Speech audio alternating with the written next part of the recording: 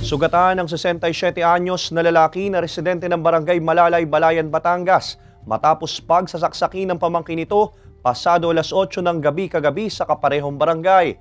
Ayon sa pulisya, nakikipagkwentuhan lang ang biktima sa ilan nitong kaanak sa harap ng kanilang bahay nang biglang dumating ang sospek at sinaksak siya ng 2 beses sa tagiliran.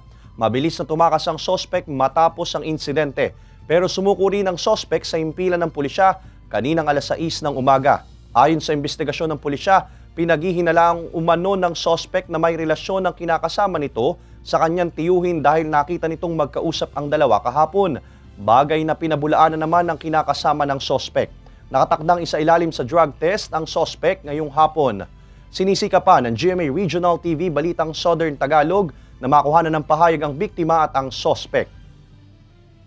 Maging open po tayo sa bawat isa. Kung meron po hilingan po, huwag na akong palakihin. Hanggat maaari ay isettle lang natin ang